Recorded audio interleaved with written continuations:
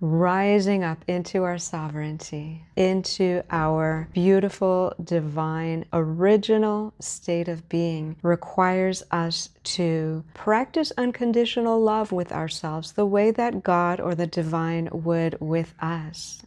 And it's not easy to do this, especially when we're flailing, when we're in debt, when we're struggling, when we're feeling fat, when we're feeling ashamed, all these distorted frequencies that are floating around out there in the collective. This is really challenging. It's so challenging to practice self-compassion and self-love during these really pivotal moments. But when we do this, we are honoring the divine within. This is actually how we rise up, because Source is never looking at us saying, oh, yeah, everyone else deserves love, but you, no, you messed up far too much. Like, Source is not saying that. God is never looking at you and judging you. So as we're going on our healing journey and we are clearing these lower timelines of lack and scarcity and unworthiness and generational trauma, we're clearing the bloodlines, we're doing all of this really massive work. A huge part of it is just acceptance, allowance, and cutting ourselves slack. Self-compassion is like the most important tool you will need in your toolkit by far on your healing journey, whatever you're healing from. And we're all healing from something, right? Because humanity had a fall in consciousness a long time ago, thousands of years ago.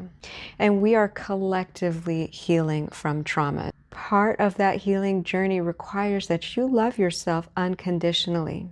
You are going to learn to give yourself the acceptance and the unconditional love and the respect and the honor and all the things that you never received from others.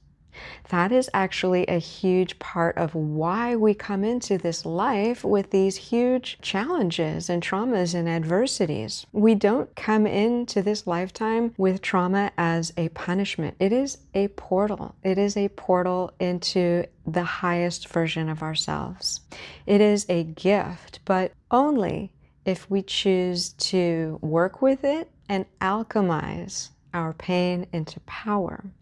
And in that process of sitting with our pain, sitting with these parts of ourselves that we don't really like, the parts of ourselves that have reacted or messed up or made decisions that we wish we could take back, we have to love ourselves through it. Self-compassion and self-love are absolutely paramount. We cannot heal without them, because you see, we came in and we were treated badly. Maybe we were neglected. Maybe we were abused. Maybe we were manipulated.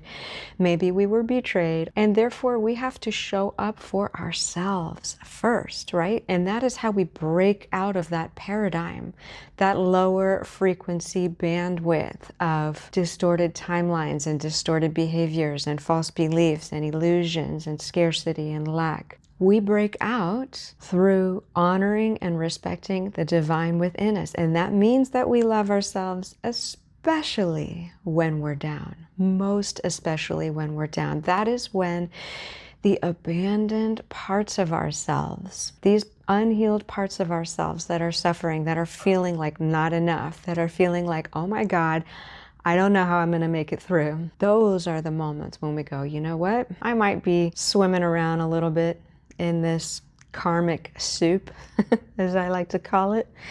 But I'm going to love myself anyway. I'm going to love myself in this really like prickly, hot, stinging, uncomfortable moment. I am going to accept myself even now, because I know underneath it all, in the deepest part of my soul, that I am a divine child of God. We are a golden race remembering. We are remembering who we really are, our power, our gifts, our beauty, our preciousness. And all of these distorted timelines, right? All of these things that you have been in this lifetime that you don't really prefer, they are all of the divine as well, because they were part of your path. They were part of your path of awakening. They were part of your path of getting to this moment now where you become so internally powerful that you decide to love yourself no matter what the fuck happened, no matter what you have been through. You are like, no, even now, as I sit in this karmic soup of like disaster or identity collapse or poverty or whatever it is, I am still worthy of love. This is one of the pillars that we begin with, is understanding that we are divine children of God. Now, you may not get this emotionally yet because maybe there are some blocks there to release, but you can start intellectually just with the cognitive understanding that you are a divine child of God. Therefore, you are worthy, period, end of story. And in these difficult moments, remember this fact. Not only remember it, try to go deeper, just breathe with it and sit with it and like, I am okay. I am okay. It is so incredibly difficult to rise up out of these lower timelines, these lower distortions of the matrix, these false beliefs that we've all been conditioned into, because we're in that paradigm. So as soon as we start to like set boundaries that honor ourselves and say, I'm not engaging with that reality. I am not engaging in that conversation. I'm not going to fight for justice in a lower dimensional timeline where there is no justice to be had because it feeds on distorted energies, right? Like, I'm not even going there. I am not negotiating with my worthiness. I'm not doing any of it, right? It takes so much internal power to be able to do that, especially when you are just beginning to rise up, when you are just beginning to break out of this old paradigm that you've been in. And this paradigm, you know, it's gonna fight back. The people around you, the realities, the situations, they do come with a resistance when you rise up and you start to love yourself anyway. Who do you think you are? They say. Who do you think you are to love yourself when you're flailing in life? And you say, I know who the fuck I am. I am a divine child of God. Who do you think you are to step out of lack and scarcity? Who do you think you are to set boundaries? You're being picky. That's your ego. Don't be so particular, right? It's going to try to get you out of this sovereign place of internal power where I know I deserve more. I know I am part of a divine golden race. I know I have divine birthrights of health, wealth, abundance, prosperity, joy, connection, creativity. I know these things in the depths of my soul. And as soon as you start to act on them, you will get some pushback. It's going to make you question yourself. Wait a minute. Am I being an egomaniac? Am I like asking for too much? Do I need to tone it down? Do I need to stay small? No. Stay strong in your inner knowing that you are part of a divine golden race. You are a child of God. You are remembering. We were never meant to endlessly struggle in these lower timelines, in these lower dimensions. And part of remembering is offering yourself the unconditional love, the unconditional acceptance and compassion that the divine would offer you. When you honor yourself and you get past that resistance and you're able to like rise up another step on your journey, you will receive positive feedback, because you are honoring God. So when you say, no, I'm not engaging in this lower reality timeline, you are honoring the divine within. This is why self-compassion is so important, because the times when we need to set boundaries and say no and like really kind of put some effort into breaking out of these lower reality timelines, that's the time that it's the hardest and that we need to have the most inner strength. And in order to do that, we have to love ourselves. We cannot kick ourselves into alignment. Nobody ever was kicked into alignment. Negative reinforcement, it doesn't work. It works for 5 minutes and then you fall back even deeper into the shame hole or like whatever, you know, you were trying to break out of. It's not sustainable. Only self-love is sustainable. Only unconditional love is sustainable. Only I accept myself in all ways, even when I'm gaining weight, even when I'm sinking in debt, even when I'm sick, even when I don't know how I'm going to make it through the day, even when I've fallen back into an old pattern. Yep, even then, I love myself. If you have trust and faith in this worthiness, this inherent worthiness that you were born with, that is unshakable, it gives you the power to move through anything because you have God on your side, right? Trust and faith has been so pushed down in our society because that's how you keep people disempowered. That's how you keep people suppressed and in timelines of lack and scarcity. We cut the trust and we cut the faith. That means we cut our connection to the divine. So part of remembering is having trust and faith that no matter what crisis you are sitting in, you're going to get through. It's somehow, some way, going to level you up. And that's how you can choose to look at things, especially when you're moving through these hard moments, especially when you're clearing generational traumas, ancestral traumas, and things come up, memories come up, and you're like, oh my God.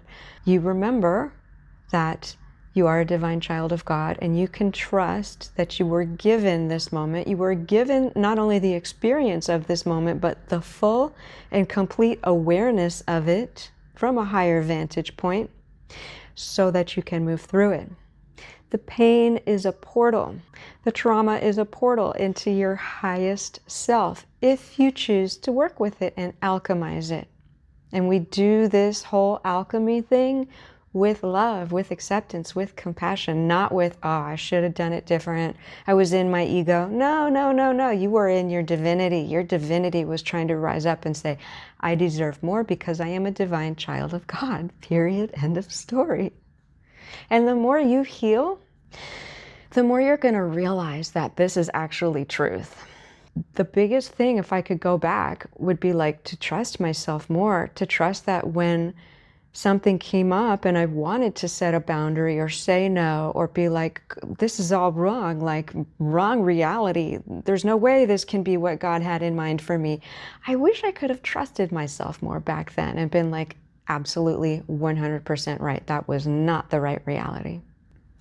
It took a lot of years to collapse those beliefs inside of myself. But at the end of the day, I did it through loving myself enough to want more, to go for more, and to say no. The more we say no, the more we're standing in our sovereign power, saying, no, I do not accept that. And even if things are crumbling around me, like it's a literal shit show, I still know that this is not a reflection of who I really am. So I want you today to love yourself more, especially if you are going through it. These energies are massive, you guys. They are really big energies that we are going through on this planet right now. And you're here, right now, in this lifetime because you can deal with it. You were one of those souls that said, yep, I'm going to go down to planet Earth and I'm going to incarnate during this incredibly pivotal shift of the ages. And I'm going to clear all the distorted timelines, all the lower realities, everything. Okay? Because I'm that strong, because I'm that powerful, because I'm that knowing of the divinity that lives within me and that I deserve more, that I am worthy. I'm going to have trust, I'm going to have faith, but most of all, I'm going to accept myself right here, right now, no matter what it looks like. Just try and sit with that as you move through some of the stuff that comes up. It takes the edge off, for sure. It raises your vibration. It reconnects you with the divine, and it moves you forward on your path. Because when we love ourselves, we strengthen that connection with the divine, and then we are open. That conduit is open for higher insights, for answers to come through, for solutions we hadn't thought about before, like, oh, why didn't I just do it this way before?